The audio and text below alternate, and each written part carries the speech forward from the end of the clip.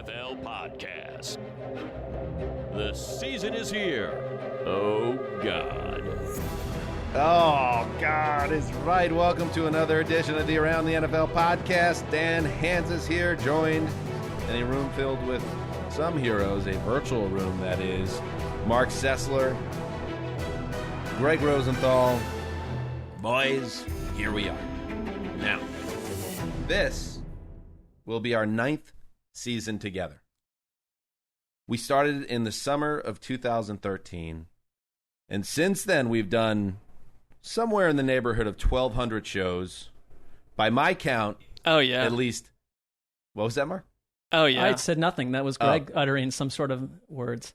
At least 1,200 shows. We've had at least six producers. I was going to say 600, but by my count, about 6 producers.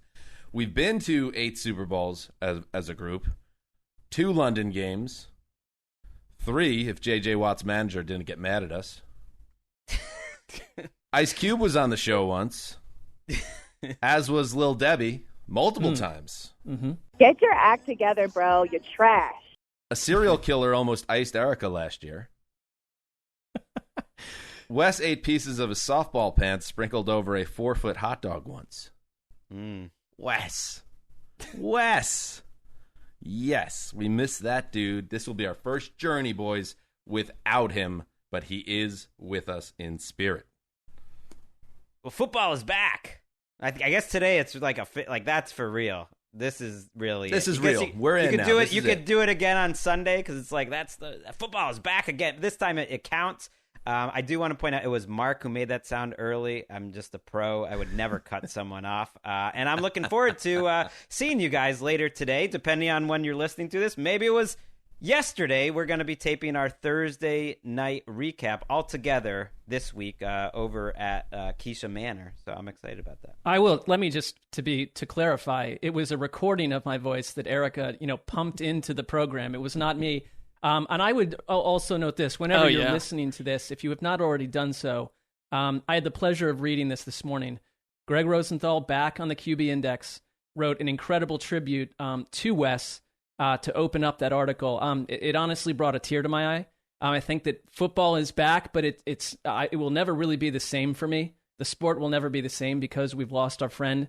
But I do think that there is something about the fact that, we forge on and Wes would want us to. So here we go. Appreciate that. Yeah, I too was in my head. It was in my head that was like the right time and place to write about him, which is tough, obviously. But I think of us as we're internet writers. That was how we started. All 4 of us. It feels like it's a little bit on the back burner now, but we're still doing it, and that's definitely how I got to know Wes. On the Sons of the Tundra blog, at Roto-World, and now here. He no one could put his everything into an internet piece more than Wes, which I always admired, because it's like it's gonna be there, and then it's sort of ephemeral. It's gone in a few days. I mean, it's sitting there, but it's gone, and he would just pour everything into that, whether it was the best third down backs or whatever he was writing about. You're right. And though I was moved by your words, and you spoke about Wes with great admiration and love, I did not shed a tear because I am dead inside. Oh, I'm sorry to hear that, although not surprised.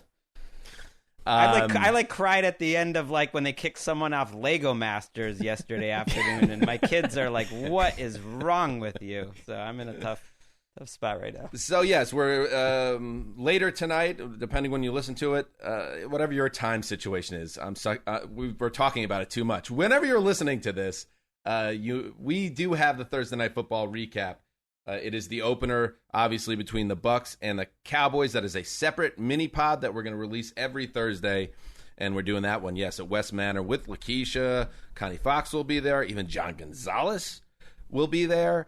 So that will be a nice gathering. And John Ronald Gonzalez, born March 12, 1977, is an American sports writer who's married to NFL media broadcaster Colleen Wolfe. John, who's a Pisces, resides in Los Angeles with his wife and 2 dogs.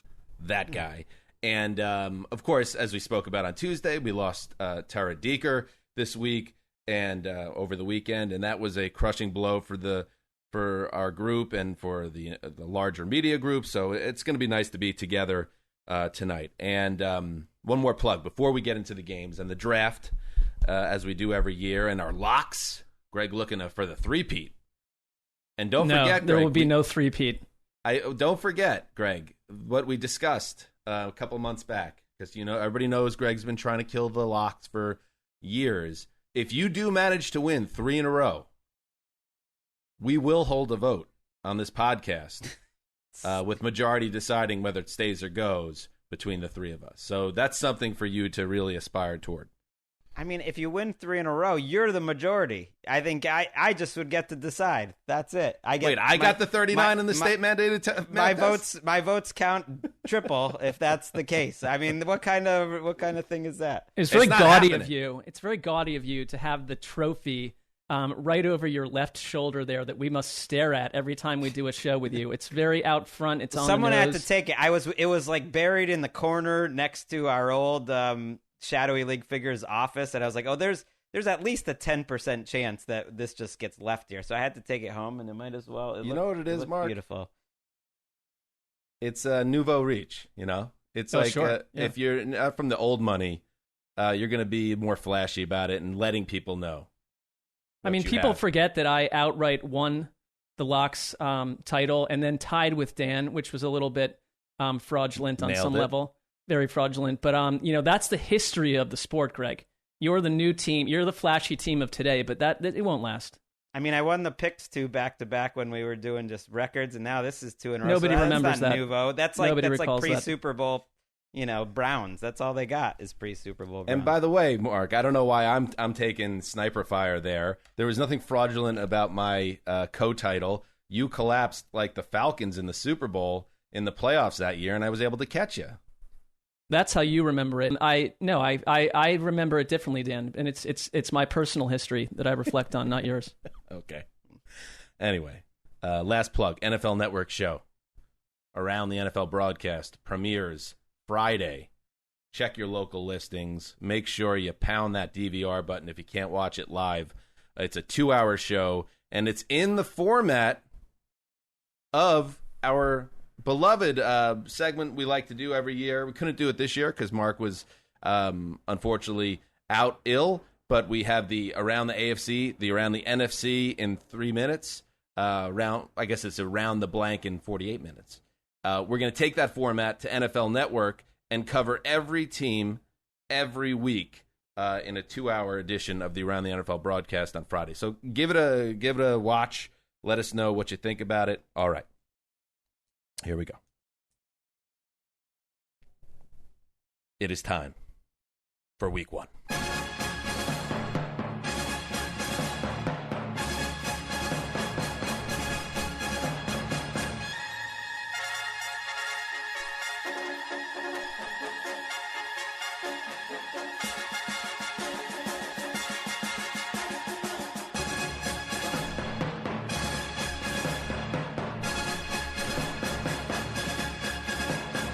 All right.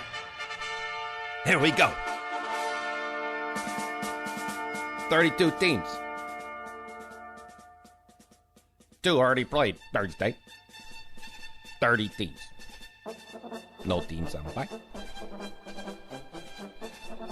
30. Divide by 2. 15 games to talk about. Really the pregnant pauses that make it.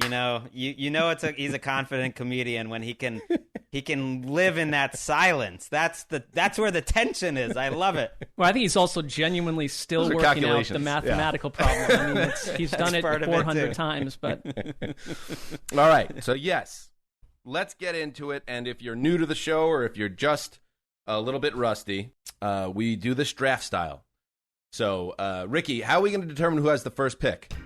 All right, you guys. So, we went last year, and I don't remember once whoever got the first pick, then we started to rotate. But I think this year, I'm going to throw out a trivia question. And the first person to answer, gets sort of like Family Feud style. Right. Gets it. And if it's wrong, then we keep moving on. And so whoever gets it first and right is going to get the first overall. NFL trivia or but like people world, get to world make trivia? a guess if someone was wrong. Correct. Someone else gets the guess. Okay. correct. But What if we don't know just it? yell it out. We just yell it out. Yep. How many questions do you have lined up? Like, could this could hypothetically This could go on for forever? hours. No, but All right, you let's guys see how should get this goes. I made We'll it give it a very shot. easy. Okay. Okay, here we go. What was the first music video played on MTV? Video Killed the Radio Star by the Buggles.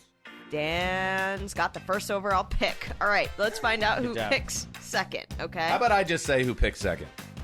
I Yeah. guess. All right, no, let the kids have another question. They might have fun. I know. I'm fine with that. Let's hear it. Who sings the hit song Girls Just Want to Have Fun? Cyndi Cyndi Lauper. Lauper. Mark, I think you got it. Mark's got I it. did Mark get got it, it clearly. first.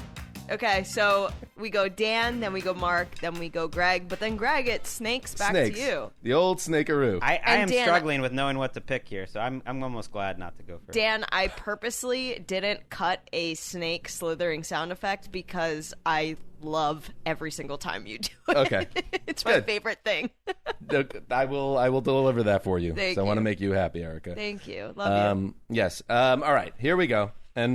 And the reason it's not just a draft for draft purposes of having fun on this podcast, it also determines how we cover the games on Sunday and 100%. how we break down who's responsible for what game for when we talk about every game with Nick Shook on Sunday night, the flagship program. All right. A lot of housekeeping. And remember, This is like the NFL draft when they spend 20 minutes of little ceremonies, and they've got Machine Gun Kelly comes out and Roger Goodell's talking. They're like, Yeah, what let's was get up with going that? with the actual draft. Mark, what was up with that Machine Gun Kelly? I thought he did Browns an thing? excellent job. I mean, he was pro Browns. I thought his message was on point. I don't know But- why you're continually critiquing the guy. Absolutely, my favorite part of the offseason was Mark loving Machine Gun Kelly for about a week, becoming like a hardcore Machine Gun Kelly fan. What was that? If Brothers only in the pop arms. culture question was about the Detroit rapper Machine Gun Kelly. Or Cleveland? He's a That's the Cleveland. whole He's a point. That was the Cleveland. whole Yeah, point. the whole. A native Let's go. son. Oh, all right, here we go. I have the first overall pick. That's a great way to start a season. And I will go. I'm not going to overthink this. And I will obviously, even though, yes, it is a draft, you have to have some integrity. So even though I love, for instance, absolutely adore that Cleveland at Kansas City late game, I'm not touching that. I got too much respect for Mark. Won't do it. So I leave it. And I will pick the Pittsburgh Steelers traveling to Orchard Park to face the Buffalo Bills. Great game. And there's a lot cooking here with this game. There's a Buffalo Bills offense that was virtually unstoppable last season, including against top 10 defenses, like the Pittsburgh Steelers were a year ago and have been for the past 4 years. Josh Allen, 6-0 last season against top 10 total defenses. Nobody was that good last season, not even Aaron Rodgers. He completed almost 70% of his passes against top defenses last year, 14 TDs, 3 picks, passer rating of 108, and, yes, undefeated in 6 games. So if you're going to say, well, the Steelers defense, they're going to go into Buffalo and they're going to slow down the Bills, I don't know about that. The only thing you can say, and I'll open it up to you boys this way, and we'll get to the Steelers side because there's a lot of interesting things there too. But with the Bills, the only thing that I step back and wonder about is that greatness of their offense last season. Is that sustainable for another year, or is it only natural to think there could be regression? I know they were very fortunate to keep their offensive coordinator in their building. Brian Daboll did not get a head coaching job, so that works in their favor. But, Greg, there are some advanced analytics out there that tell you that perhaps Josh Allen will come back to the pack just a little bit in 2021. And yet I don't buy it, especially not early this season.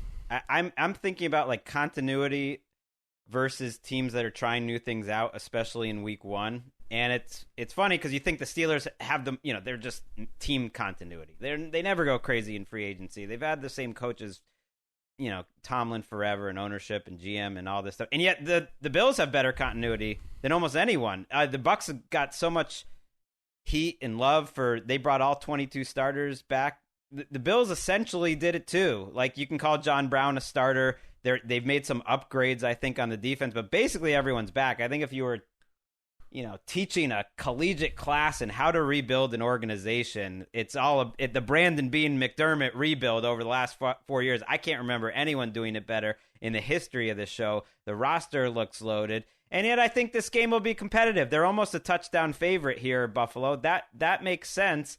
But I just think like the Steelers offense should be respected. I think they have things. They have receivers. They have tight ends. They have a running back. They have a front seven. I'm more worried about the Steelers defense in this game not being kind of week one ready. There's no Stephon Tuitt. That's been totally under the radar.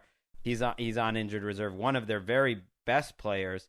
TJ Watt is expected to play. His contract might be updated by the time you listen to this or by the end of the week, but he did return to practice. It's more their defense not being totally ready. The fact they had to trade for Ahkello Witherspoon from Seattle to play meaningful snaps. Their cornerbacks don't look great. That there's not a lot of reason to think if this Steelers defense couldn't shut them down for 4 quarters last year, and they didn't, if you remember that ugly-ass game in week 14 or 15 in prime time. They're not going to do it here. So you like the Bills, but I think it'll be a close, high-scoring type of game. I mean, that was an ugly game, low scoring. I look at the Steelers, and I can't think of another team in the AFC where that we've spent the entire offseason asking the big questions. Is Big Ben still functional? He looked great against the Lions in the preseason. I mean, he looked fine to me, and I do take into some account that maybe his elbow was not 100% last year, according to his own words. The offensive line, I mean, we've been talking about it all offseason. It is a patchwork line. The Bills last year on defense, I thought they were very well coached by Leslie Frazier. That matters that he's back too, to your point on continuity with Brian Daboll as well. But I look at this Bills pass rush and wonder, can Gregory Rousseau, the rookie, who's had a nice preseason as well and a good camp, be an impact player in this game? Someone they need someone to on the pass rush. They didn't have it last year. And I'm with you on the Steelers defense. I mean, look at their secondary. I don't think that if Josh Allen is going to have some sort of analytical regression, that it comes in this game. There is continuity, traditionally franchise-wide from the Steelers, but there is a lot of unanswered questions, and it starts with their offensive line. If that line does not get up to speed the way that they hope it will, and I think they're well coached along the line. They did not look that bad in the preseason, but if that is a problem, I think the problems begin right there for Big Ben and everyone else. Najee Harris, though, who is a good receiver out of the backfield as well, is basically their new Le'Veon Bell. Yes, he's an X factor here. They love him. He's a first-round pick, and we'll see what happens in year one. A lot of times, rookie running backs burst out of the gates. They're not as it's not as necessary to have some type of pro ramp-up period. So he could be a star right out of the gates. And I wonder now, this is my big overarching Steelers question, and I think a lot of people have it, is that fade in December when they entered the month, I think 11-0, and then they lost all those games, and then they got embarrassed in that empty stadium by the Browns. Was that the end of the Roethlisberger era? Or was that just a really ugly bump in the road, and there's a prologue here where they remain a competent and even high-level team? I'm kind of leaning towards the latter, and that's why I think this is going to be a good game, a competitive game. I'm with you guys. I see it like a 31-27. I'll go with the home team, the Bills, on this one. But we'll see. We'll see where the Steelers are, and this will be a good litmus test early. Surprised no one locked this game. This felt like the logical lock. It was like just I don't want to touch this. Maybe it didn't feel bold enough. I do like just quickly that Gregory Rousseau is bringing Gregory back. I'm not a Gregory. Greg has totally fallen off the map. I checked the rankings.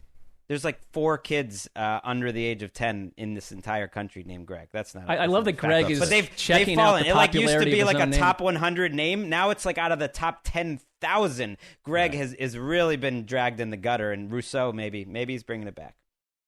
All right. I mean, Gregory feels like it would be more of a child's name. You'd start with Gregory and become a Greg. You don't hear a lot of Gregories. You don't hear a lot of Gregories. It also really does. Greg's a guy that he doesn't a lot of stuff bother him, where he decides a lot of things aren't worth worrying about.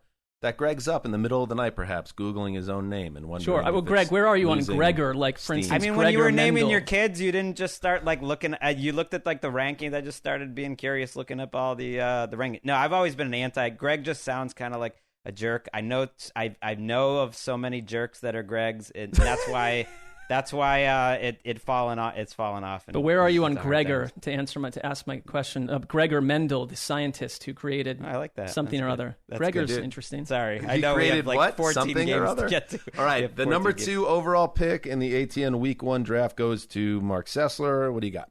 Well, of course, I'm going to go Cleveland at Kansas City.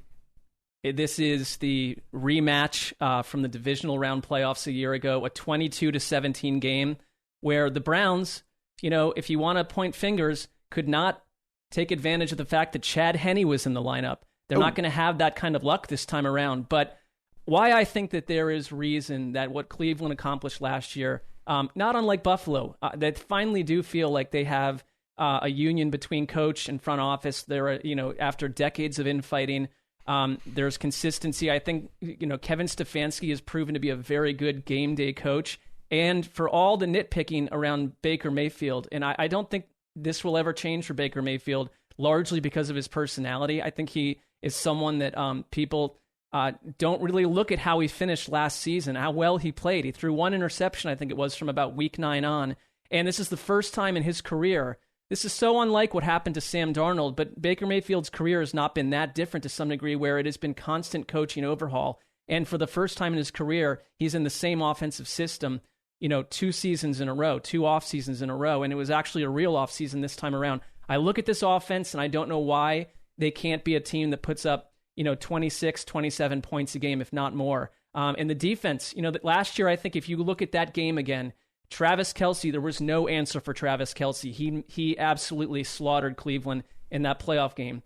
It puts rookie Jeremiah Owusu-Koramoah into a big spot because I think he's someone that they're going to want to affect Travis Kelce's game in this thing. You still have Tyreek Hill. I mean, the Chiefs, to me, if their offensive line, which I think, they've done a wonderful job rebuilding that. If that, like the Steelers, if that checks out and they're competent along the line, nothing tells you that Kansas City can't be a dominant team once again in the AFC. So I just look at Cleveland. They've added all these players on defense as well. Will it take a little bit of time for them to gel? They have it, when they go into a nickel package, there's up to 9 different new starters on defense. So if you're Joe Woods, the coordinator, obviously you've had a full camp this time around, but is this a bad draw for Cleveland early on to try to mesh as a defense and get Kansas City in week 1? I would have liked this game to be deeper into the campaign, but you got to deal with it.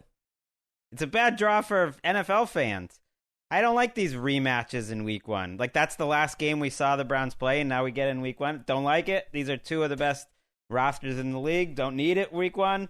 I think it's a bad time to play the Chiefs. I'm with you, Mark, because Andy Reid always comes into the season with a whole lot of trickeration. He throws in a lot of new stuff that everyone else starts copying. I always think of that, Kareem Hunt game in Foxborough in week 1. Like, they always have something ready, and they're ready for week 1. Cleveland didn't play their starters at all in the preseason, and the Chiefs played their starters more than just about any team, possibly more than any team. I think that's a little bit of a disadvantage, not knowing what's going to come. There might be no Honey Badger, though. Tested positive for COVID over a week ago. He is vaccinated, but judging by the sound of the coaches, it sounds like he's been struggling with symptoms and might not be back in time for the game. And so I'm just expecting lots of points. That's it. Lots of points. It's a great early test for the Browns, obviously. You think the Chiefs, everyone's going to pick the Chiefs, and rightfully so. They're back-to-back defending AFC champions. They're at home. We've had a summer where we've heard about the rebuilt offensive line, how Clyde Edwards-Helaire is going to have a bigger year this year in year 2. I do wonder about that offensive line. We'll see. Because with Joe Thuney and Orlando Brown, that might be the best left side of a line you'll find.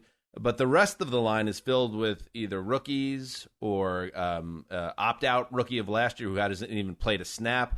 You had Tardif, who also sat out last year. So they're not proven on that line yet. We need to see it in action. But it's like a run-blocking line. I think they might be they're taking a little page out of the Browns, and they want to run the ball a little more. We could see a lot of that this week. The reports were positive on that right side of the line during camp. It was far from a disaster. No, in fact, he wasn't sacked once in preseason play, Patrick Mahomes, but guess what?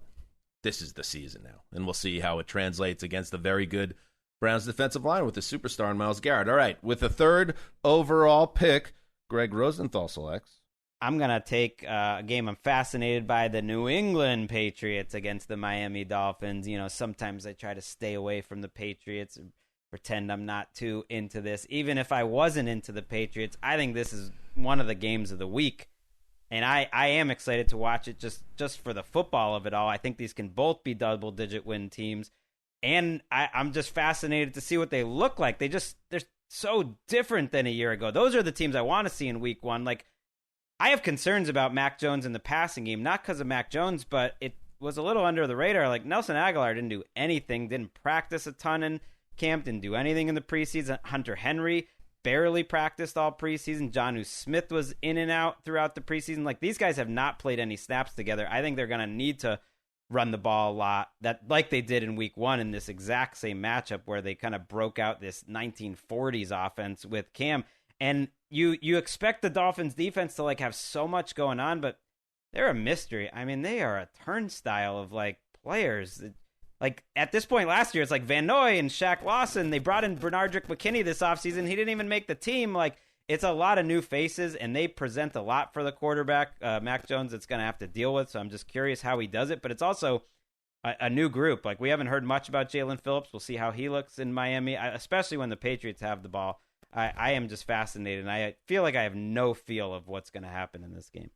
I mean, I look at Miami, and they, you know, for all these Belichick disciples that have been scattered around the league and typically failed for the most part, I mean, Brian Flores feels the most Belichickian of the all, and you're right about the turnover on defense, but I just trust Miami on defense. The way they're coached, I thought they created total havoc for quarterbacks last year, and it's been Bill Belichick for so long, who has, you know, taken rookie quarterbacks as opponents and shredded them, but now he's dealing with the rookie quarterback on his own roster, and that may take a little time to develop Mac Jones, and especially for a Patriots offense that, even with Tom Brady, used the first month of the season a lot of times as sort of a warm-up to what they were going to become on offense. I don't know if you're Miami, though. You know, it all comes down to Tua. They looked more aggressive. He looked more aggressive in the preseason. I think he was one of the bigger stories of August, that we saw new aspects to his game.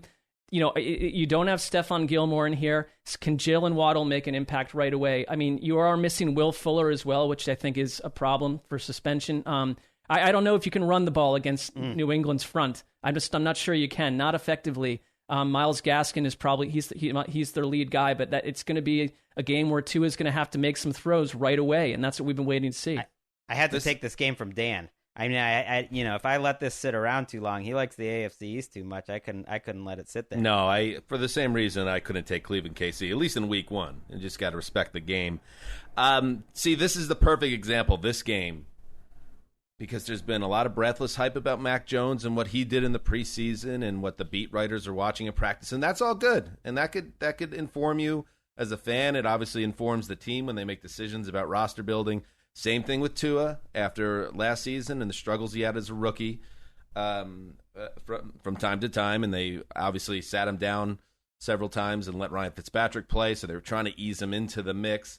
And then this summer, you're hearing a lot of positivity about him and how he looks so much better and maybe looks healthier and all that. Good. Great stuff to talk about in August, in early September. But now's here where I decide personally whether these guys are actually the dudes, whether they got the goods. Tua's got a lot of pressure on him because it's a story, what's going on with him, not just with the Deshaun Watson madness and the reports out there, but just in general. If he gets off to a slow start, he's going to be in a situation where he could press because he'll know at that point that he's getting into a tough situation. And Mac Jones, we're going to see, is he going to be one of those rookies that hits the ground running, or does he struggle out of the gate against first-team defenses for 4 quarters and all that comes with that? So it's really exciting to watch both of these quarterbacks at different stages of their career, even though they're both young and both Alabama guys. Only one has a line, though. I mean, at least on paper, the Miami line, they're going to be without Austin Jackson, but that might be a good thing. Austin Jackson's not played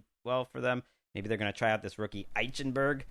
But I think Mac Jones is in a better position to excel. So, yeah, give a little edge to the home team here. All right. I legitimately have not decided. Are you ready? Keep going. Keep going. That was the snake talking. No, keep going. Keep going. Go ahead, Greg. It's killing me trying to figure out, like, what's the first game of the Sunday season I want to watch. I don't know. Like, I'm looking at the broadcasters, 10 a.m. I got to go with my heart here, and it's a weird one. It's going to be Cardinals-Titans. Reach! I don't care. This is what I want to watch, so there is no reach. When you're seeing the games that you want to watch, that's of course, all that matters. If you're coming out of your war room and saying, I'm selecting this, you're not going to say to yourself, Heed this the call. is a reach. Heed but the the call. outsiders. It's calling me to see Julio Total Jones reach. I'm with That's not what Wes meant. No. In a Titans uniform. I want to see it. I want to see Julio Jones go like 7 for 165, and everyone's just like, oh my God. I want to see what the heck is going on with, like, J.J. Watt is on this Cardinals team, and they're talking up A.J. Green, and I'm not, like, convinced any of it's going to be good. I am fascinated by these two teams just because I don't know exactly what I'm going to get, but you know what? I got a suspicion. Is he? Could he? I got a suspicion that this Titans team is going to be a little bit better than people think. I think Elijah Molden's going to help out at slot corner. I like their young cornerbacks, and I think they come out playing pretty well, throwing the ball all over the yard against this beleaguered Cardinals defense. Let's lock up the Tennessee Titans in week 1. Wow. It's the first lock, baby. Greg, I like it. I think you've got something here because you look at the Cardinals cornerback situation. It is a mess. It is a huge mess on paper. I mean, Malcolm Butler retires. You've got Byron Murphy, Marco Wilson, Robert Alford, who's not played since 2018. That's like when I played football. Tay Gowan. No, it's not. It was about 25 to 30 years earlier. I will let you know, actually, Plus, that someone you were on the bench, too. Like, the last couple years, you didn't really get much playing time. I was not on the... In fact, before the show today, a friend that I played Pop Warner with sent me a VCR recorded tape of a game that we were in, and I viewed myself as as in the water in Connecticut player. That you guys just, like, save all of your materials and, like, just rewatch it all the time? It just was Greg, I had a childhood. We understand that you Mark, hit Earth at age, like, 36. VCR player to, like, play it back? No. He sent it to me, a video from a VCR copy that he had. Somehow he transferred it. I did not mention the last Cardinals cornerback, though, a human named Luke Barku. Back in 1884. It's like, Mark's like, I've got this Barku note. Let me get to it. What is his name? I'm with Luke who? Luke L-U-K is his first name, which I kind of think is cool. But Luke Barku, an undrafted free agent. Anyways, I'm with you. I think that, there's no Arthur Smith, and I want to see what happens with Todd Downing running this offense. It's the same offense, he says. I mean, in general, he's been there. He should be able to run that. But Arthur Smith got hired because of his in-game play calls, and he revived Ryan Tannehill's career, from scratch, essentially. So what is the effect with him out of the building? Evan Silva said, never fade the big dog. That's what he said for years and years and years. This year, Evan Silva, the fantasy guru, said he's finally worried about Derrick Henry. That's worth tracking, not just because Evan said it, but after, I believe, something close to 800 touches over the last 2 years, that certainly warrants watching. The obviously coaching scheme change, or at least the coach change. Ryan Tannehill, will he continue to thrive as he has the last couple of years? There are questions there. Julio Jones, great on paper, the acquisition. Is he going to stay healthy? They're only 3-point favorites. They opened as a 2.5-point favorite. And then it's, I think, in Cardinals fans, like our buddy Jay Zumwalt, will certainly attest, there's a lot of doubt around that team and that leadership with Cliff Kingsbury. Can he be better? Is he the guy to take Kyler Murray to the next level? Because, as I said over the summer, I think Kyler Murray this year could be lined up to be a 4,000-yard passing, 1,000-yard rushing type guy that's never been done before. But he's going to need Kingsbury to be better and be more aggressive and put together an offense that keeps defenses on their heels. That's why he was brought in here, to be this game changer, a McVay type. And he hasn't been, quite frankly. So this is a big year for him. It's a good game, Greg. A little early in the draft, but at the same time, you love it, and now you have it. So good for you. Thank you. I mean, I was gonna praise. I was gonna lock up the Bills, and then it was like that felt like, for the good of the show, this would be more exciting. So I'm just all about what makes the show better. Yeah, good for you, Greg. And there is a team, we haven't gotten to the game, and it might not be till very late in the show, but another team that I thought about locking against, and I was like, no, not week 1, Dan. You need to get this thing off on the right foot. All right, Mark, it heads back to you. I mean, you have to know that one of the reasons that we pick some of the games that we do is because we are covering them, and you've got to kind of space it out through the day. I don't think in my life I have ever intentionally picked a Lions game. It's, for obvious reasons, I've avoided that franchise from a work standpoint whenever I can. But I am very intrigued by seeing the Niners in Week 1. I hate the draw for Detroit. I think whoever needed to be the guinea pig to deal with whatever Kyle Shanahan has cooked up on offense, and Trey Lance, the finger thing, TBD on how much he'll play, if he'll play, how much we'll see him, how he'll be used. But if he's healthy, I was in the hospital on a very severe, Dilaudid drip, which if anyone has not taken Dilaudid, most people I would assume have not, it puts you into a completely different part of the universe. And that is when I watched the Jimmy G, Trey Lance double quarterback action that Kyle Shanahan unfurled on an August afternoon. And it just blew my mind. I absolutely thought it was one of the most joyful things I had seen in so long. Coaches stay away from using two quarterbacks at once. I think Kyle Shanahan is in a dream scenario. He's got to be loving this. And they really didn't even use Trey Lance on the ground. That's a huge aspect to his game, obviously. He is an incredibly fascinating runner. And you just wonder, how this thing will play out. Because if he's that daring and uses both of these guys, I think you look at the Lions and you look at their inexperienced and very young secondary, and you can throw the ball too. But this is going to be a run-heavy Niners team. They always have been. Trey Sermon is going to be a fascinating addition to the team. Greg and I have both picked the Niners as our Super Bowl NFC teams winners. Yeah, that annoys me. That 2/3 of the podcast we were not nearly as original as we thought. Hey, but we're Greg, like the basic bros who are trying to be cool. Meanwhile, the Bucks got fewer votes than the 49ers to win the Super Bowl. They did not. They did not. They did. I think they did. I want to get inside football a second on the podcast here and say to you, Mark, just like with Greg, draft the game you want to watch, but you got to look at the board here. I mean, you got to look at the board, and you got to know Greg doesn't pick for 4 picks. And you got 2 picks from me, and then you're back. I feel like you could have gotten a more high-impact game and then come back and got this right before Greg. I didn't want to lose it. I don't trust what you're going to do next. I was not going to watch a Lion game by choice on Sunday, but...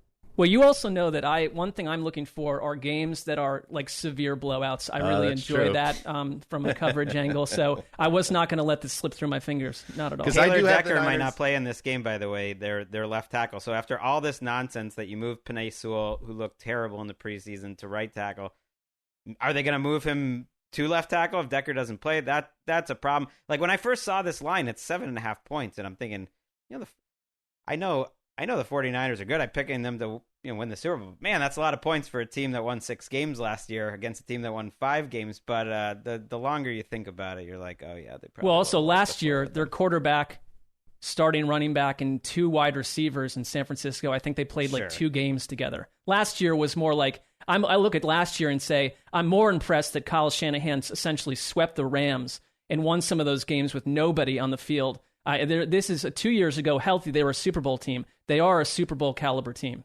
I'm buying into this TJ Hawkinson joining the elite tight end club after this season, just because I think he's going to get Darren Waller level targets in this offense. And I think if you've followed his career closely, I think he's a former number 10 overall pick. He's been kind of edging upward, and I think with Goff, who is obviously nobody's version of a superstar at this phase of his career, but I think he is capable of getting the ball in Hawkinson's hands. That'll be something to watch over the season. I just don't know how they keep up with San Francisco once they get rolling. I don't know if that defense can make the stops. One other thought here. Boy, well, pick this game, Mark. Do you think it's going to be even close, or do you think this is a blowout? I would go San Francisco 35, Detroit 16. Yeah. Dan Campbell's he's trying his best. A home game, you want to get this era off to the right start. You don't want to get blown out. But in theory, their offensive line and their defensive lines look pretty good. Their offensive line on paper looked like maybe that's a top 5 group, but now suddenly your top 10 pick doesn't look very good, and your left tackle, who you decided not to move for your top 10 pick, is hurt. So that's now their one strength doesn't look too strong, at least this. Isn't it like the most Bengals thing that Jamar Chase had the worst summer camp of any top 10 rookie wide receiver ever, and then the other guy they were supposed to take was also doomed in the summer? It's sometimes you well, wonder yeah, if Lions there's fans will something point going on out Sewell not looking too good is a very Lions thing too, much Right. like their number 3 overall draft pick Jeff Okudah getting absolutely like torched Right. in week 1 on the way to a brutal rookie I know, season but- a year ago. Oh, by the way, because the Lions certainly could use a premier wide receiver, Jamar Chase, maybe he ends up in Detroit and they switch spots and they're struggling in these other cities. It just, sometimes you wonder about Well, these things. the Lions are trying to build a team where they're maintaining a lead and they want to run the ball all day long. Look at their group of wide receivers. They're going to be in a lot of games where they're down by 10, 14 points, and they have no way out of that situation. I don't like the setup for Jared Goff at all. All right, let's move on here. Let's see. Hamana. If anybody who thinks that this is all fake and we're not actually trying to figure things out in real time, I am. Because you need to be Struggling careful with who Gregor I have picks. a snake here. You know? Okay, I have a snake. So here we go. I will start with a game that I said that I was excited to watch, and I am. The Los Angeles Chargers That's the best. at the time. Washington football team. A nice battle here between a Chargers team that everyone is very excited about on offense. Although, this Austin Eckler thing, I mean, I hope I didn't jinx them, but, you get out of summer, all your stars are intact, here we go. And now Eckler's down with an injury. What's our status Tom there? Pelissero on NFL Now just this day said, "Don't worry about it. He's playing." They're It just sounds like managing he's him. gonna be fine. 100% Okay, good. playing, so that's What is it, a hamstring? Yep. Okay, Hamstring. so we got Eckler there, hopefully in the lineup. It's a locked and loaded team, and yeah, Greg, Mark, you mentioned it, and we spoke about it, although I could not shed a tear over it when you were writing about Wes at the top of your QB index. You spoke about Justin Herbert and how much Wes loved him. So as a little nod to Wes for myself, I want to watch him on Sunday try to beat a Washington defense that is very, very good, especially up front. And the Chargers' offensive line, okay, we'll see if they are better this year. Let's see if they can handle the great tandem. You know who they are. Montez Sweat, Chase Young, better known as Young and Sweaty.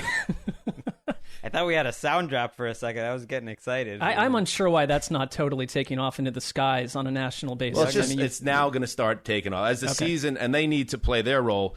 Sweat said he believes they could set the all-time tandem sack record. As they start to build that sack total, hopefully, Young and Sweaty, it's going to be on T-shirts, and I will not be cut out of the profits. I don't care. I know there's those companies out there that their whole hook is when something happens in the sports world, they make a T-shirt really quick and make some money off it. If I see Young and Sweaty anywhere, that IP right now, September 9th, I'm telling you, that is the old Zeusers IP. That's Tugboat's IP. The new old Blue Eyes' IP. Why are you waiting around for some other jabroni to start Dan creating the Hansis T-shirts? shout out. Yeah, Paul Rudd. What was that, Mark? Why are you waiting around for some other clown to start creating T-shirts? You should Oh, man, start creating T-shirts them right are now. annoying. We've been do you have talking to about making file T-shirts for this 3 podcast different- for 10 years. Do you have to file like 3 different IPs or whatever I- under different Yes. names? Like you got to do one under Tugboat, one under the new old Blue Eyes. Yeah, I have to pay 7 times the amount of paperwork fees as the normal human being. Anyway. I do wonder, by the way, do you think if you were to look it up, is there a youngandsweaty.com? I'm not sure where that would take us if it existed. It might not be work. I'm trying to class up Young and Sweaty because I know it's been in the gutter for perhaps decades, but now it's going to be more of a wholesome gridiron type scenario. Sure. Anyway, back to the task at hand here. Good Greg's the face. Washington football team with that great defense against this great Chargers offense, this healthy offense, and then you got the Joey Bosa angle and what he can do against Ryan Fitzpatrick and your boy McLaren. Greg, and you got Derwin James back. It's just a great matchup with a lot of star players on both sides. It's going to be fun to watch. I'm already regretting my Titans-Cardinals pick just thinking about this game. I think it's more that I'm like emotionally invested in the Chargers, and sometimes I don't want that early on. I picked against them in this game. I think it was the toughest game to pick, just total coin flip to me. Curtis Samuel, it looks like he's going to miss this game. And when you mentioned the Chargers rebuild O-line, that's where the bad memories start coming in, because I can't tell you how many different seasons Phillip Rivers went into with this Chargers team. And it really, I know it doesn't have anything to do with the 2021 team. I know it doesn't, but somehow it affects me that, like, there were so many times you thought they were going to solve things and it looked great on paper and they just didn't solve it. And they gave him no support. And Herbert's like my new Phillip Rivers. He's my favorite young quarterback in the league. Absolutely. And I am worried, especially in this matchup, that just, it will look a little more like last year than you're comfortable with, that they're going to have some bumps. They didn't play at all in the preseason. That's something I'm kind of watching, whether that has any impact at all, because the Washington football team did play quite a bit in terms of their starters in the preseason. I mean, you look at Herbert, though, and he had that magnificent rookie campaign and thrived behind what was arguably the worst line in the league last year. True. I mean, he still looked fantastic, and he was blitzed nonstop. I do think, if anything, you look at Los Angeles, they put resources into the line. They tried. At some point, it looks good on paper. It has to work at some point. I'm with you on that. I think that, we've talked about Joe Lombardi, new offensive coordinator. You don't like a lot of change for Justin Herbert, but I wonder if he's getting a little too nitpicked, because it sounds like from everything that he and Brandon Staley have said is, we are doing everything we can to build an offense that is from multiple systems, and there's a lot of Shanahan elements in there that will put Justin Herbert into a place to succeed. You still have Keenan Allen, who's a huge part of this game. If they did not have Austin Eckler, I would be very down on their chances against this defense. But I think you're going to get Austin Eckler in the passing game as well, used nonstop. I mean, they had to win games without him last year a couple times as well. But how do you offset this pass rush? The young and sweaty duo is a huge concern. But I'll tell you one thing about the Chargers too. It's along with the line. I'm not locking this up. I mean, you are a Brandon Staley guy. I'm kind of with Staley. You on that. The more he talks, the more smart things come out of his mouth, and you think, like, okay, this guy's got to figure it out. Right, because I think the other thing that have dogged the Chargers for as long as we've done this podcast are bizarre end-of-game scenarios. Half of them, missed field goals and all that business, but a lot of poor clock management and other business. I think Brandon Staley brings a completely different vibe to this team, and a lot of that malarkey is going to vanish. Okay. It's time to play the games. See if this Brandon Staley could play the guitar. That's what the games are for. This one's going to hurt, Greg. So I think you thought it might sneak to you. Like, I went to Tulane. What a time it was. I learned so much about different cultures and made a great friend that became a famous person, and now we have our podcast together. Yeah, the Jesselnick and Rosenthal Vanity Project. Check it out. I love New Orleans. Well, guess what? I love their game they're playing this week. The Packers. The Saints. A late game. The old Zeuser is going to cover this one, and I'll tell you what. Gotta love it. Now, stinks that it's not at the Superdome. Let's just start there. This will be played at TIAA Stadium. Can we just... These corporate stadium names. What a mess. But that's where the Jacksonville Jaguars play football, and that's where the Saints will play football. And initially, after Hurricane Ida's destruction, we thought, man, are they not going to get in there until the end of October? Now there's the thought that it could happen early October. I believe a game against the Giants in the first week of October. Let's hope that happens and hope everybody in New Orleans is doing okay and getting in a better position after that terrible storm. For the Saints, it's just a terrible situation because the Packers, it's Packers week. And this is a big start to your season against a rival in the NFC. And you got to figure out a way to stop Aaron Rodgers coming off an MVP season. And you're not going to have that crowd behind you. And we'll see what is that crowd going to be like? Is it going to be a Packers crowd? Is it going to be a Saints crowd? Like, I could see it being close to 50-50 with two very hardcore fan bases, but you never know. Those Packers fans are maniacs. And then you have the Jameis Winston side of things. This is his chance now, and he's in good physical condition. He got the eyes fixed. He's had an entire offseason with Sean Payton and his playbook. He easily outplayed your boy Mark Taysom Hill to be the starter here. He's going to get the opportunity, and hopefully Taysom Hill only has a minor role and Payton doesn't get too cute, although I should give Sean Payton the benefit of the doubt. If he wants to run his offense a certain way, it's probably better than my theories on how they should run their offense. So I'm excited to see how this offense looks with Drew Brees gone and an amazing Packers offense and a defense that could be better than it was last year, and I want to see where Zadarius Smith, how he comes back from a relatively down season. This is such a fascinating game. I don't have a good feel for this. Like, the Packers kind of playing into what I was saying with continuity. I like teams with continuity who know who they are going in week one. They're a picture of it in terms of Aaron Rodgers in that system, that he can make up for whatever the offensive line problems are. The Saints, especially defensively, but also at receiver, like, they've had so much turnover that even though the coaching staff is the same, they are trying out a lot of new parts. And yet, I do feel like Sean Payton's the perfect coach for this. I do think there's something to having something to play for beyond just yourself. And if you listen to the Saints players in Dallas the last 2 weeks, it's on their mind. It's affecting all their families. You know, power is just coming back to parts of New Orleans even now, and everyone's impacted by it. And I think that's I don't know. I think it's a factor. I believe that they'll be playing for something greater than themselves, and that matters to me a little bit. And I listened to the Saints Twitter podcast with Adam and Ryan. I was on it. Check that out this week. And they had a really good, like, in-depth look at things they wanted to see out of the preseason, and they got him. Cesar Ruiz, their number one draft pick from a year ago, who was a bust as a rookie, at least. He struggled. Looked really good in the preseason. That offensive line might be the best in the entire NFL.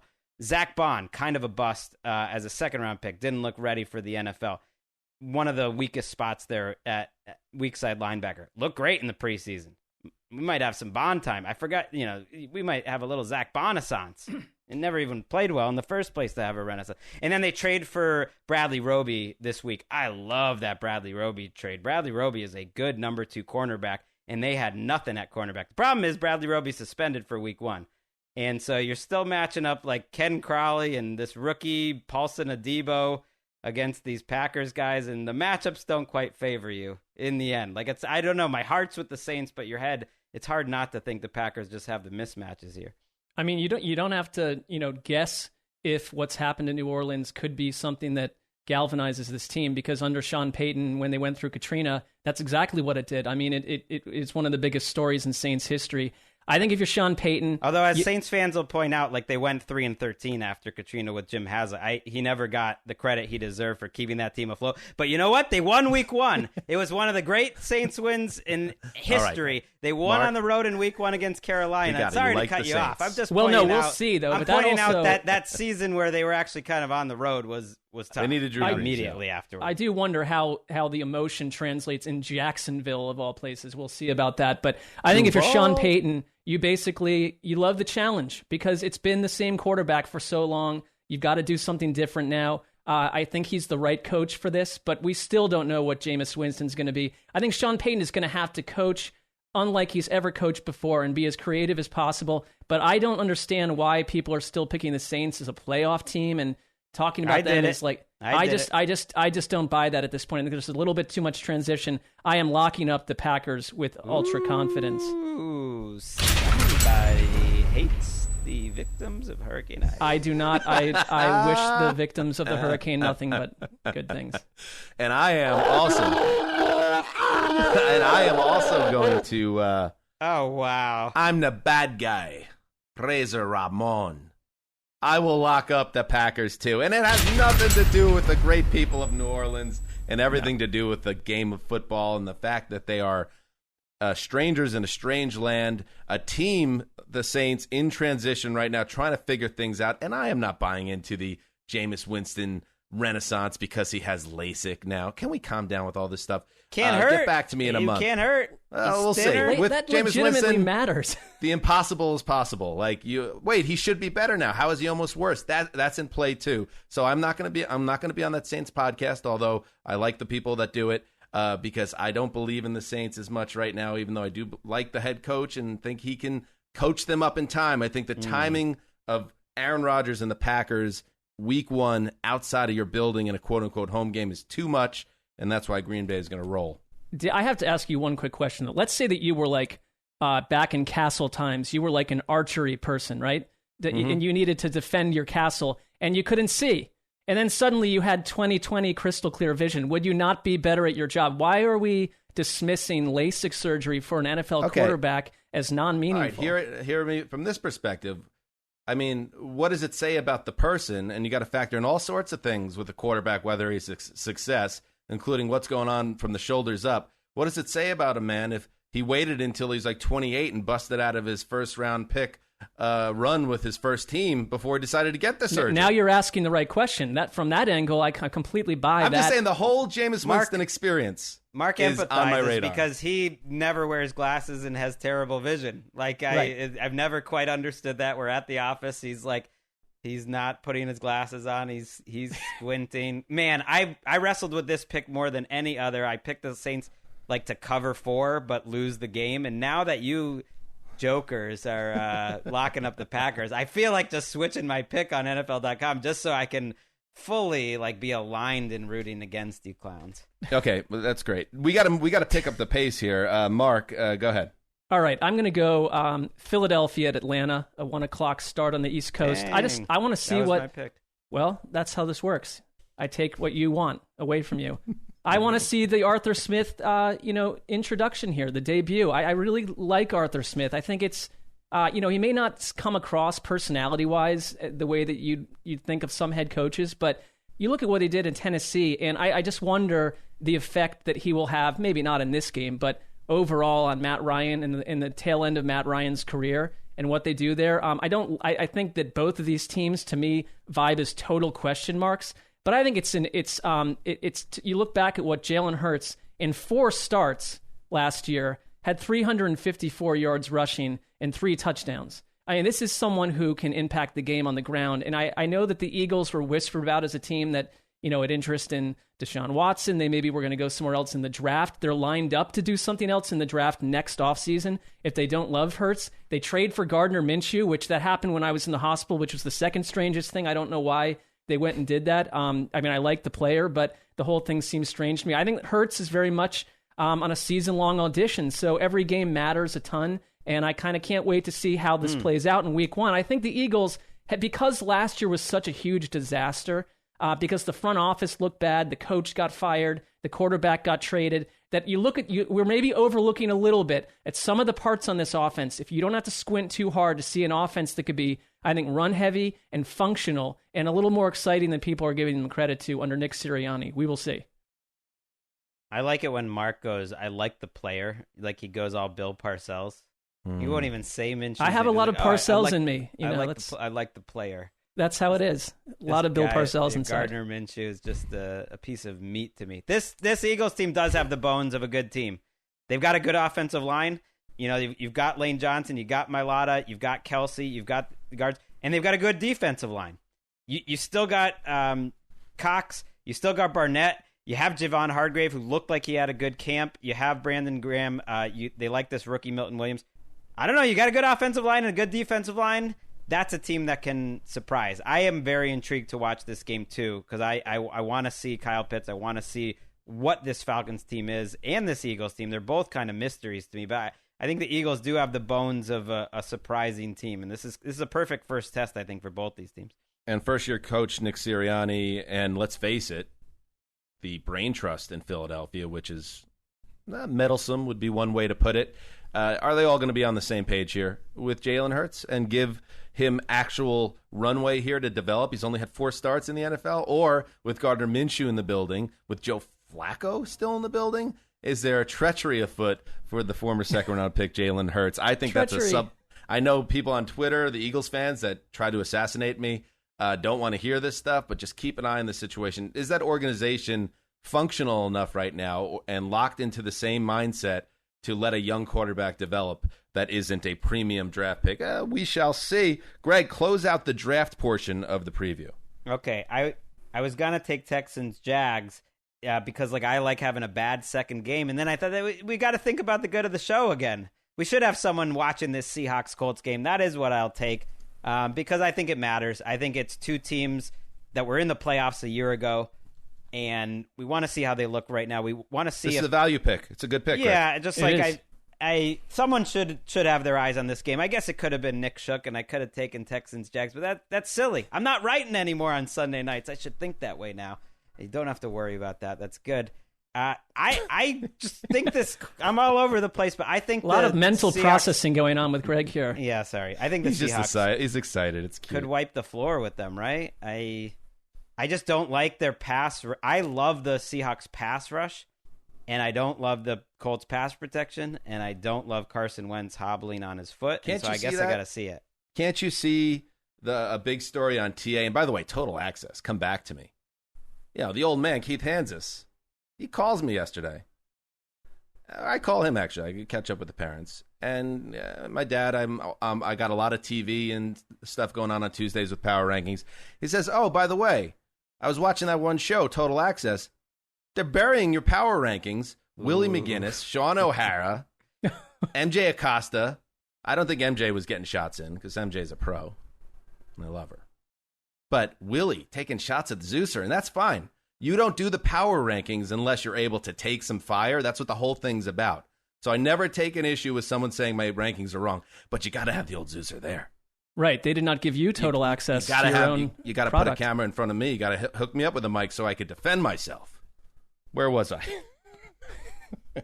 This is Dan's version of moving the show along. I want to hear exactly what Keith Hansis said to you about this in his voice. Oh, okay. Hey, Danny, it's good that your name was on the show and everything. They had your name on the screen, and that was good. But, who's that big guy, the defensive player from New England?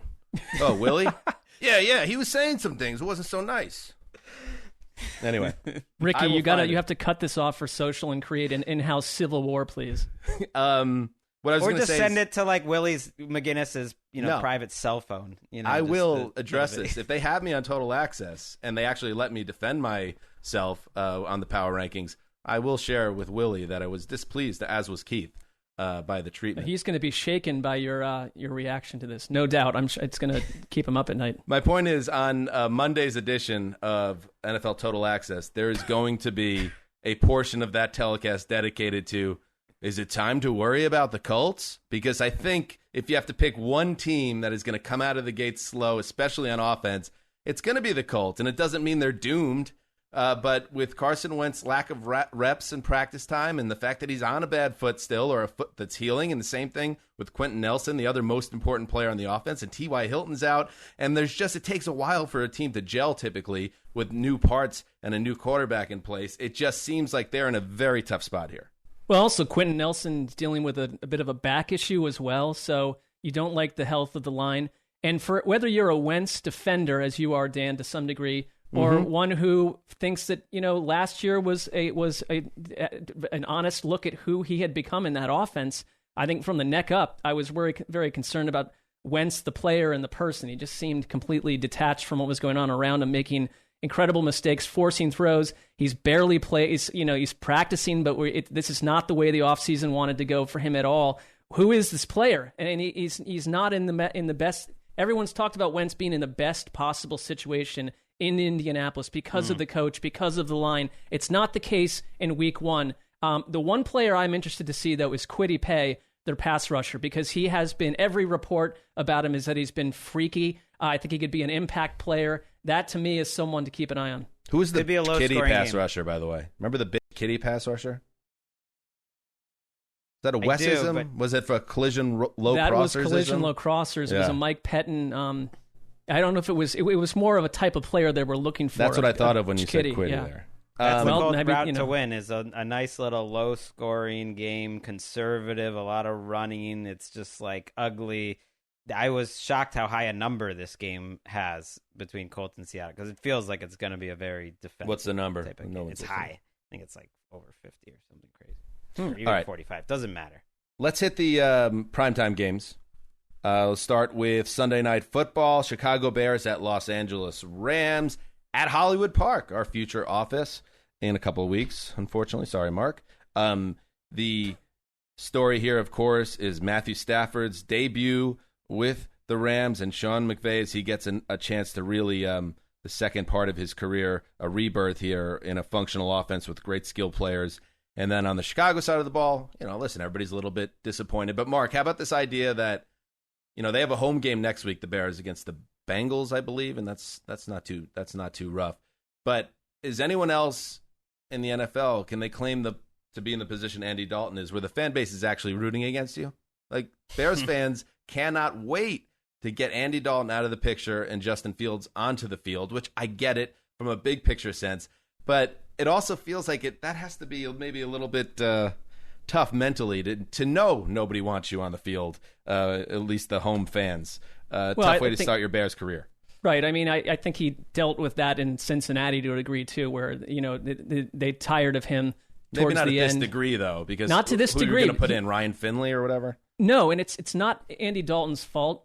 But I simply, and I don't want to beat this dead horse, but I don't understand the strategy with Matt Nagy. I mean, they've got line issues. So I guess from one angle, you're we want to protect Justin Fields for a bit here versus throwing him into the fire. Nagy was in Kansas City the year that they sat Patrick Mahomes up until that Week 17 game when we realized maybe they should have just been playing him the whole time. My concern for the Bears organization in general is if Fields, and I mean, by all accounts, he was not perfect in the preseason, but Fields is the more electric player that offers you much more than Andy Dalton ever will. Why wait? What is the wait? Why put him in Week 4 or Week 5? I just think that quarterbacks in 2021 are not players coming out of college systems that need to sit and wait for 4 years to play like Joe Theismann 45 years ago or something. So organizationally, I completely disagree with what they're doing. The NFL, Wes would always say this, the fortune favors the bold. You've got to go for it. And the Bears are one team sitting out there playing it safe. I don't like it at all. It's hard to see where they're special. Defensively, there's just been a little bit of erosion. They still do have pretty good players, but the secondary, little bit of erosion there. Akeem Hicks, maybe not quite the difference maker that he used to be. They hope they get more out of Robert Quinn. I think there is a path to keeping this game close. The Rams, there's so much to be excited about on offense, but you do want to see it. They haven't, practiced or, played meaningful snaps together yet at all. I can remember the last couple openers they had after sitting out the preseason. There was that Raiders game on Monday night, which they ended up winning in a walk, in this other Panthers game, where it was a slow start. They're not the deepest team in the world, and this is a week where you'd love to be able to play your backups 20 snaps and give reps to and breaks to your starters. So I'm excited to see Deshaun Jackson, Van Jefferson, all that fun stuff, but you haven't seen it. I think there is a avenue here for the Bears to just make this game kind of ugly, and everyone's like, oh, how come this isn't a good game? And it's 26-21 at the end, and the Rams escape. I could see that. There's another catchphrase or another phrase, Mark. Chance favors the prepared mind.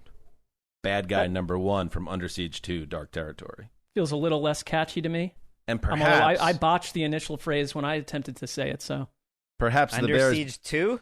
Under Siege 2, Dark Territory. That's the one on the train. There's the one on the battleship, Under Siege 1, and that's got absurd. The Tommy Lee Jones performance. It's excellent. And then you have the second one with Eric Bogosian, Dark Territory. Not as good, but Travis Dane is a great bad guy in it. And I will just say that ties into this game. Let me figure out how that ties in. Maybe Andy Dalton, they just feel he's better prepared for this moment, and they want to let Justin Fields marinate. I'm not here to tell you that's what they should do, but maybe they think this will help Justin Fields in the long run to get his feet wet on the sideline and maybe come in at some point. But everyone wants the same thing. And ultimately, Ryan Pace and Matt Nagy need it to happen, too, if they want to continue to coach and GM with the Bears. So, okay. Can't wait to see Matthew Stafford with Sean McVay. That's going to be fun. Hopefully he stays healthy. All right. Monday Night Football. Baltimore Ravens. Las Vegas Raiders. See the way they set this up. You got... Whoa. We got breaking news? I have some unfortunate breaking news. What? According to Ian Rappaport, the Ravens cut short practice today after cornerback Marcus Peters and running back Gus Edwards sustained potentially significant knee injuries on back-to-back plays. The team is having another running back. Back-to-back plays. They think Gus Edwards might be out for the entire season. Whoa. Devastating they've lost that blow. entire backfield. Well, they just signed Le'Veon Bell, so Right. it's like, are we going to see him now? That is devastating. And back-to-back plays, like, what is happening over there? Greg, you mentioned how weird and strange and somewhat sinister their camp was. I mean, it is extended with a huge hammer punch right there. I mean, that is they have no running back. It's insane. They've had a terrible time of it. This is why it's like they shouldn't ask us to lock in our NFL.com predictions too early, because it's like, okay, now I got the Browns in the playoffs, Mark. There you go. I'm not trying to make light of it. It stinks because, well, for many reasons, but there's a point where you still do need a running back. They like Tyson Williams, who I thought showed some things. We don't know much about him.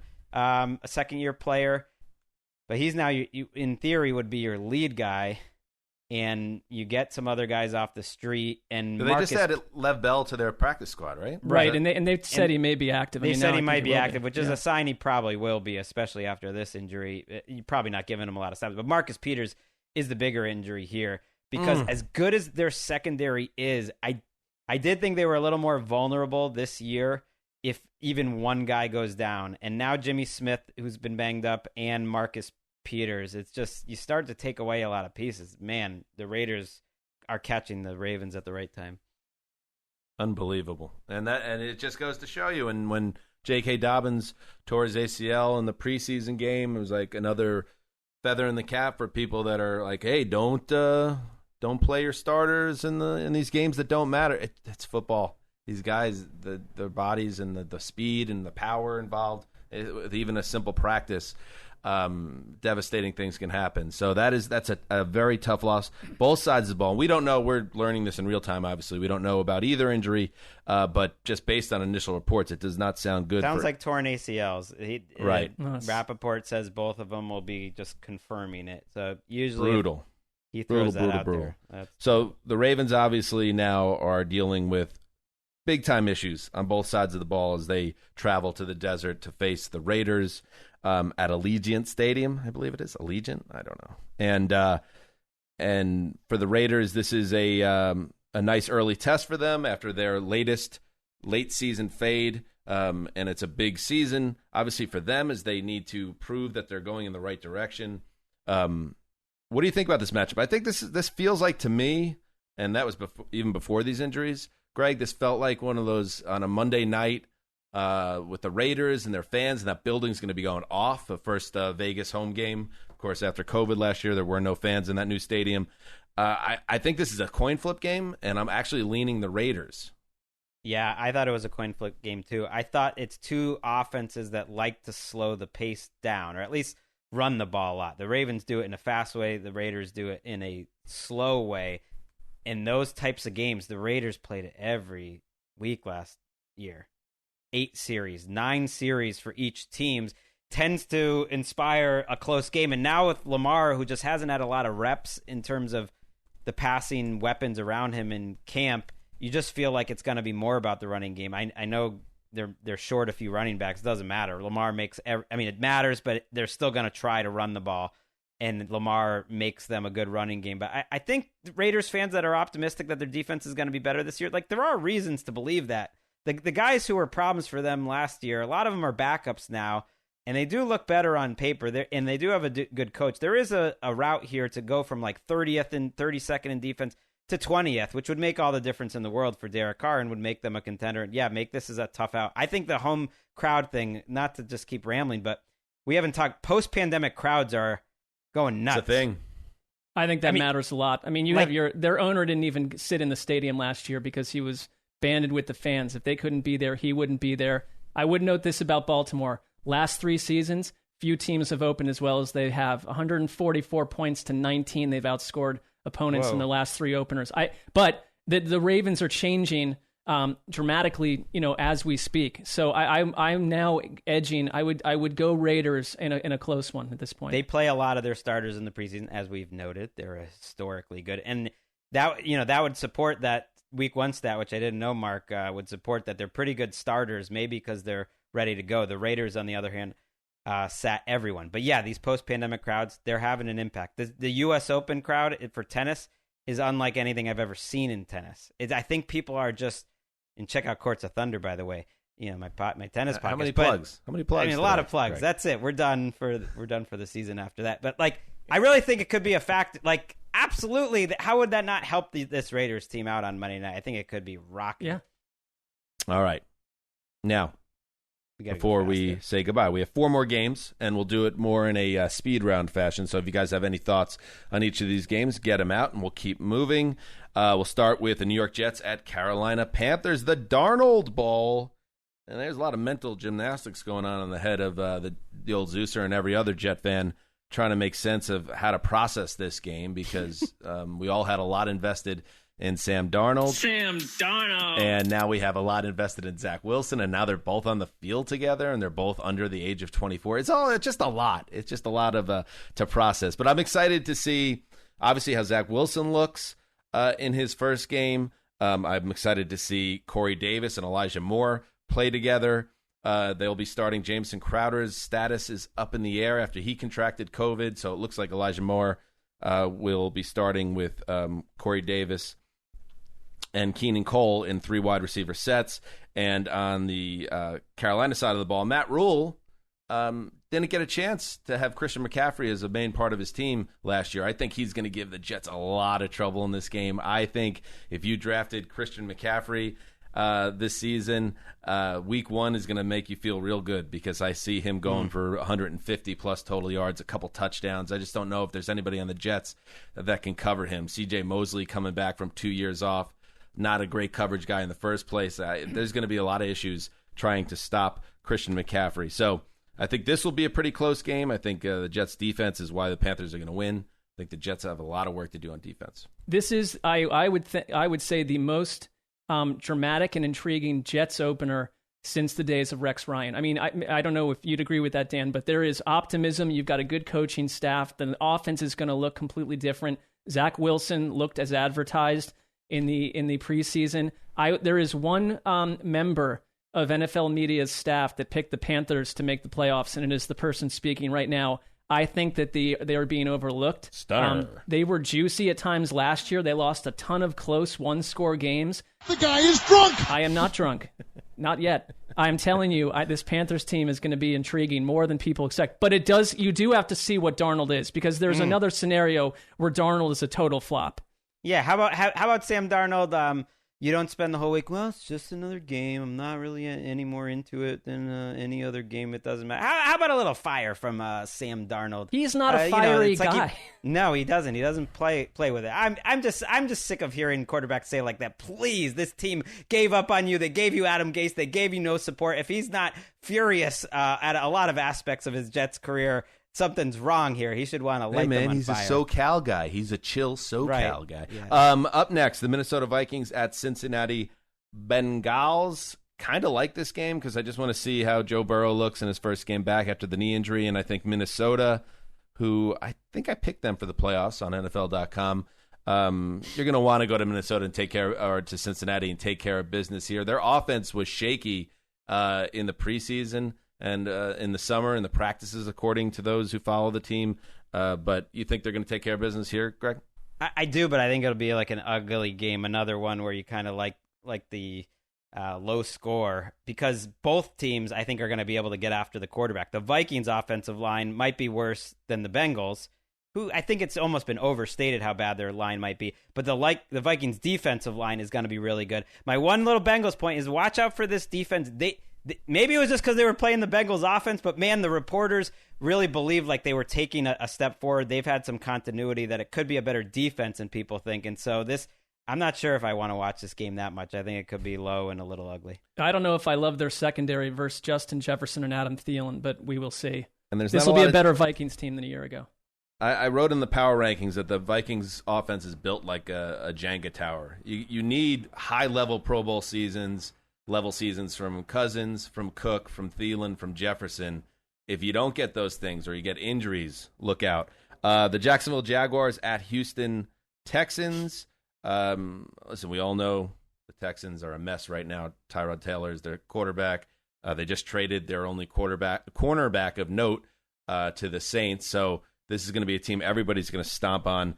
The spread, the Desert only has it at 3 points here. And I thought about locking up Trevor Lawrence in his debut, but that's just not fun. Who wants to lock up the Texans? I thought about locking up the Texans. I think the Texans should be favored. This is a one-win team that's on the road. I think if you look at roster spots 20 through 50, the Texans are probably a little more talented. I'm not into the Texans. I just think like NFL teams aren't that different from top to bottom, and these are two at the very bottom.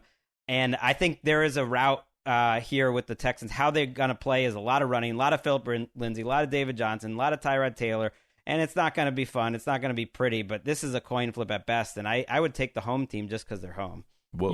You are very low on Jacksonville. I mean, couldn't you also see the Texans going 2-15 and getting their asses blown out? Sure, but this is like but if you look at their season, kind of like the Jaguars getting that Week 1 victory last year over the Colts. It's like, isn't a home game against the Jaguars the easiest game on the Texans' schedule? You know, if you flip it around, like this is a game that they absolutely can win. They're not going to be overwhelmed, I don't think. You're right, but I look at Jacksonville's skilled players on offense, and there's a lot to like there. I hate that they lost Travis Etienne, but I mean their wide receiver group is solid. If Trevor Lawrence is as advertised, and I thought his later preseason work was marvelous, that I think they can be a much better team than they were last year. They lost a lot of close games last year. They were not a genuine 1-15 team in my book. It's a very spice rack. It's a spice rack saying, beware like the slight home, the 2.5 point slight home underdog. Like, beware. One quick note on both these teams. There has not been a number 1 overall pick quarterback that's won his season debut since David Carr in 2002. 0-12-1. That surprised me, that stat. So Trevor Lawrence is against history there. And on the Houston side, I wrote about this in the power rankings. This one NFL coach, an anonymous NFL coach on the Texans. I think people are going to play the Texans and think they are shitty, and they'll surprise some people. Slap that on a billboard. That's what I mean. Like, I think they could go... Right, they could be 4-13, and people are really like, "Oh, that's a little better than we thought." It's hard to know who's going to be the very right. But Tyrod Taylor will invariably, will fall into some sort of injury scenario 2 quarters into this game, anyway. So, and finally, the Denver Broncos at New York Giants. Greg, I thought you were gonna. How do you, after all this talk about Teddy Two Gloves all summer, driving us crazy, you don't even draft him? You let him play the Giants in the shadows. It's opposite the Patriots game. You want to watch it with full attention on Game Pass, so you're kind of knocking out your backup game. The thing you can get on me for is not locking them up, because that was kind of my mindset just until the show started. I do like the Broncos in this game. I'm a little worried that Bradley Chubb isn't 100% healthy. Von Miller playing his first game in a couple years. Maybe the mismatch up front isn't quite as big as Giants fans would fear. They have got some good injury news. Galladay is practicing. Tony is practicing. Barkley is practicing, so Ingram is really the only key player that looks like he's probably out for the Giants.